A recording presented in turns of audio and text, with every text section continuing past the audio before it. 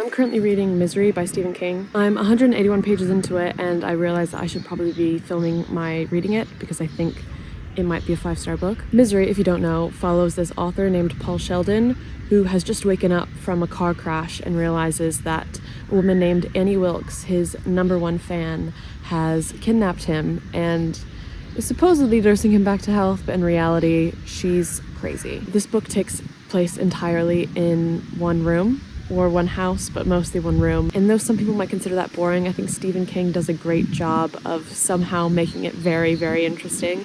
He fleshes out Paul Sheldon's character to such an extreme because there is nothing else to flesh out since he's in this one room the entire time. Paul Sheldon's an author, so he's meant to be pretty intelligent, and I love the way that Stephen King shows this. This is told in third person, but Paul still has a lot of inner monologue, but the inner monologue is shown in such a different way that I normally read. Like, it's very clear when it's a change between the third person and the inner monologue. And then he also throws in like descriptions that other people have said about Paul that are very funny, and I think a lot of people growing up have heard their parents talk about them like this in some way. Like on page 34, he has just figured out that Annie was on the stand for some reason back in Denver. We don't know really what she did, but she's been on the stand at some point. He makes up in his head the story of what he thinks probably happened, but it's also cutting between that and what his mom probably said about his creativity when he was growing up. So it says, "Do you swear to tell the truth, the whole truth, and nothing but the truth, so help you God?" Then in parentheses, "I don't know where he gets it." "I do. He's always writing things down like this. State your name. Nobody on my side of the family had an imagination like his. So vivid." And then like anytime you think that he's forgotten about these little like quips that his mom would have said, like on page 58, it says, "And just because it hadn't been found so far didn't mean it wouldn't be found. His vivid imagination," in parentheses, "which he had not gotten from anyone on his mother's side of the family, now took over." Because of the fact that this whole story is told in one room, it really allows him to flesh out Paul's character. Also with Annie Wilkes, I think immediately within the first few pages, you know that Annie Wilkes is a bad person. Just because of the descriptive words that Stephen King uses very visceral words that you would never use on a character that is meant to be liked. So even though we haven't even seen her yet in the first few pages, we can already gauge that we're not supposed to like her. Like when she's giving him mouth to mouth, and she's like pushing her own air down his throat, and all he can describe is how much her breath stinks while she's doing it.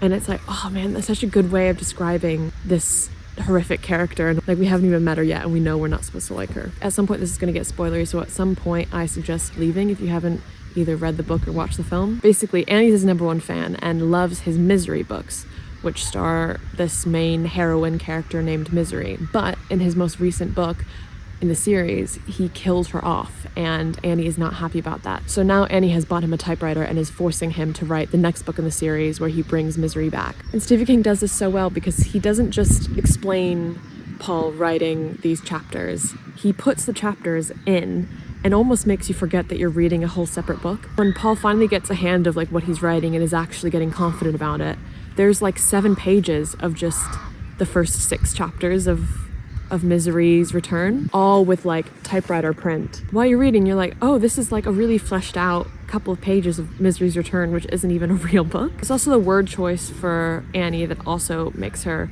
quite unsettling. Like she says words like cockadoodie when it's like, who says that?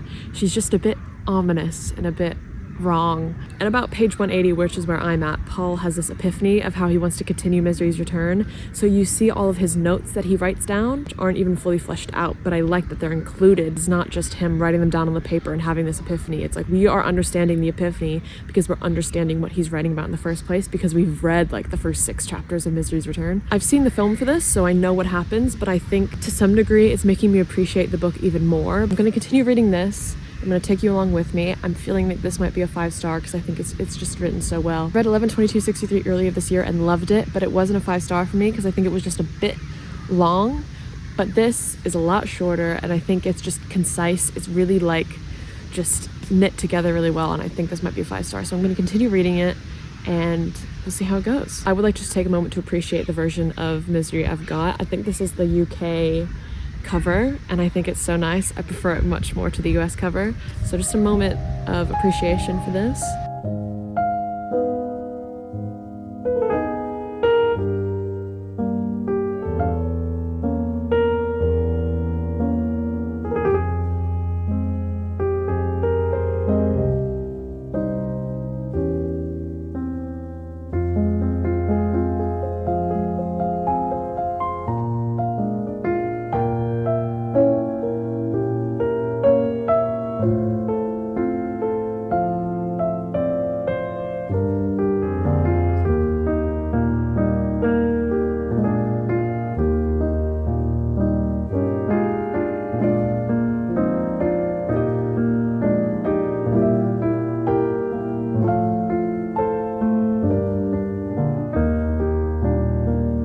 page 196, and I've got such a good example of how he flips between like the third person and then his inner monologue to show like a pretty stark difference. He's escaped his room and is trying to get out of the house, and he's reached the kitchen and he's realized that all of the doors are like bolted shut, like he cannot get out. So it says, the panic was yammering more loudly now, asking what he was going to do, what he was going to do for Christ's sake. This might be his last chance. And then all of his actual inner monologue is in italics, and then it goes, what I'm going to do first is a thorough job of checking the situation out, he told himself grimly.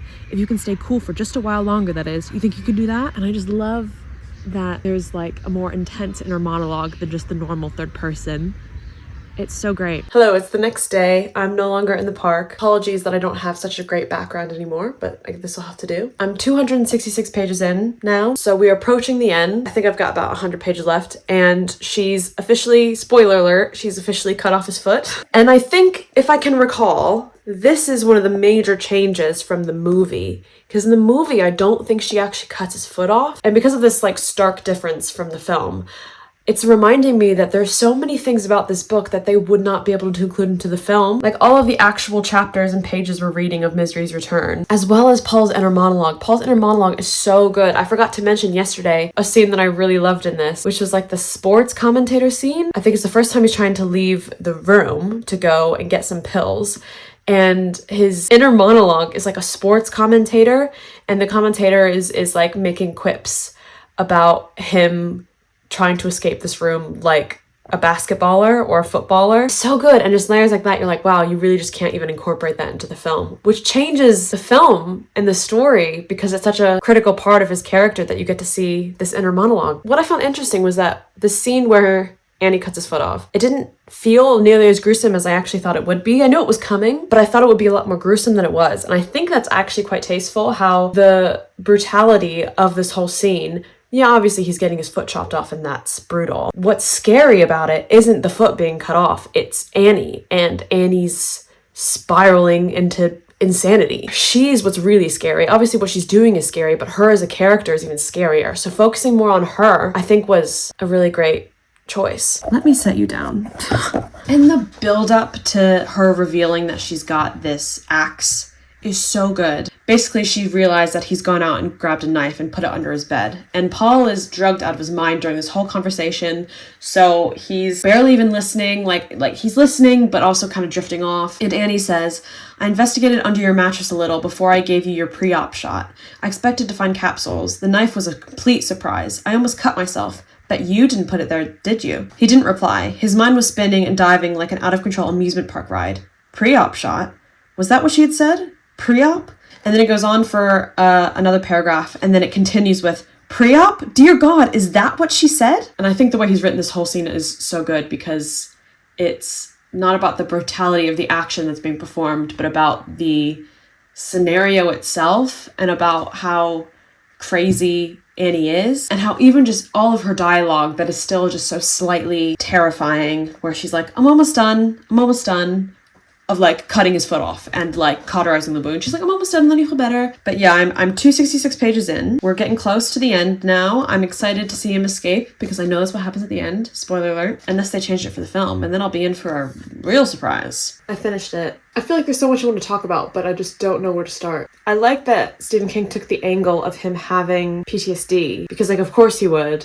It's not just going to be, back to normal after he escapes. It does feel kind of meta a little bit when he's like, in a story this will all just wrap up perfectly, but in real life, I'm like, okay, well, yeah, I guess that is Paul Sheldon's character, so I'll allow it. I also like how Stephen King really drives home the fact that Paul Sheldon has been driven slightly mad from this whole experience. He's not been able to fully persevere unscathed, minus the foot and the thumb and all of that. He is messed up from this mentally. PTSD, but also, while it's all going on, he is going crazy.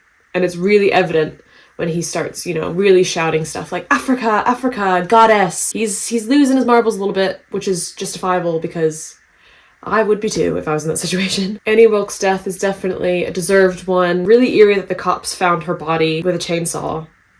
That's just spooky. I was actually surprised that this ends with him publishing Misery's Return. I thought it would be some kind of symbolic moment of him burning it up, just like he burnt the manuscript of Fast Cars, but no, he saved it, he published it. I really like the running theme throughout the book of this can you game. Can you get out of this bind of a situation? And how, for the most part, he can't. And all the symbolism of a real life versus a book, and how some things line up perfectly from the end of the book, where it's the same two cops that come in and save him as the cops that were there a couple days prior. And how though it's a good callback, but not far-fetched for it to happen in the first place. And the fact that she just continues to haunt him after she's dead. Yeah, I really feel like I've got to rewatch the film now, because I don't remember any of the ending. Maybe they just changed a lot of it, and the ending is very different, because I was reading this ending like, damn, I don't remember any of this. I was teetering on giving it like a 4.75 or 5 star. I ended up with a 5 star, but I do think the book has some dated language that I doubt Stephen King would use now. Stephen King has created fully fleshed out characters, which I find a lot of the fiction I read lacks. I feel like some books I read, the characters just have absolutely no personality. But Paul Sheldon definitely had personality. Annie Wilkes definitely had personality. They were kind of jumping off the page, like they could be real people. I wouldn't want Annie to be a real person, but nonetheless, she did feel very fleshed out. It says on the back, one of the greatest thrillers ever written. I think it is kind of like a masterclass a little bit. Like there would be moments where I'd be feeling so bad for Paul, or like just eager for him to get out of this room. Like I really felt like I was there with him a little bit. I highly recommend. Ended up giving it a 5 stars in Storygraph. And yeah, now I'm gonna go watch the movie and nitpick every single difference there is. See you later.